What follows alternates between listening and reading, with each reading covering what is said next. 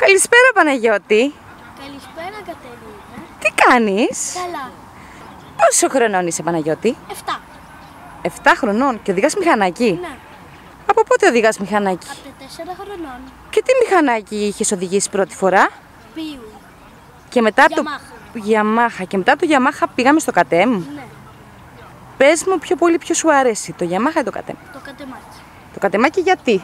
Γιατί είναι γρήγορο, έχει περισσότερη ισχύ και είναι και πιο καλό να οδηγήσεις και στο άλματα και στα φρένα. Μάλιστα. Τώρα τελευταία, ένα πουλάκι μου είπε ότι έχεις ξεκινήσει και άλματα, αληθεύει? Ναι. Σου αρέσουνε? Ναι. Έχω παρατηρήσει όμως εγώ ότι περισσότερο από όλα σου αρέσουν οι Ναι, εκκινήσεις. μου αρέσει. Θα σε δούμε να κάνεις καμία κίνηση?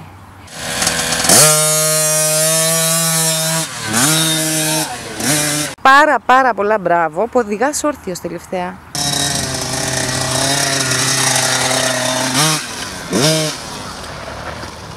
Ευχαριστώ. Δηλαδή χαιρόμαστε να σε βλέπουμε, χαιρόμαστε που βλέπουμε να στρίβεις, να πηδάς τα άλματα, είσαι σταθερός.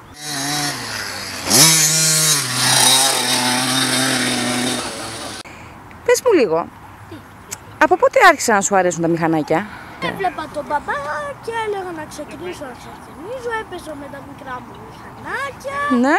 Και λέω θα ξεκινήσω κι εγώ και στο στάδιο Ειρήνης και Φιλίας που είχε γίνει παλιά ένας αγώνας. Ένα σούπερ κρος αγώνας, ναι. Παλιά με είχε αφήσει ο μπαμπάς κατά λάθος του, κάτι είδε και σταμάτησα. Και πήγαινα εγώ και πήγα στις ράμπες ακινήσεις. Ναι. Και με είδε αυτός ο κύριος που ήταν εκεί στις ράμπες ακινήσεις. Και κατέβησα τη ράμπα και πήγαινα εγώ. Και με κυνήγαγε ο μπαμπάς. Έτσι ξεκίνησαν λοιπόν όλα, από εκείνον αγώνα το Super Cross. Θέλω να μου πεις κάτι για τον μπαμπά. Είμαι πολύ περήφανος για τον μπαμπά. Και εμείς είμαστε πολύ περήφανοι για τον μπαμπά σου και για σένα.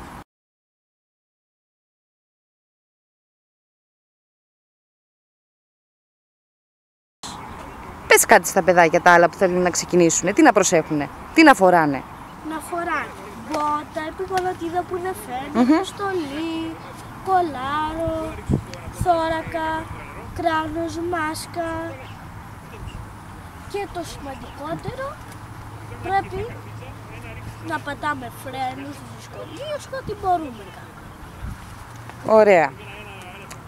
Πάντα έχουμε πρώτα τον εξοπλισμό μας, όλο τον εξοπλισμό μας και αργότερα σιγά σιγά μαθαίνουμε το φρένο, να οδηγάμε όρθιοι και ούτω καθεξής. Έτσι. Ναι. Ευχόμαστε πολλά μοτοκροσάδικα χιλιόμετρα. Να περνάς καλά και εμείς είμαστε εδώ δίπλα σου και σε αγαπάμε. Φιλάκια πολλά. Γεια.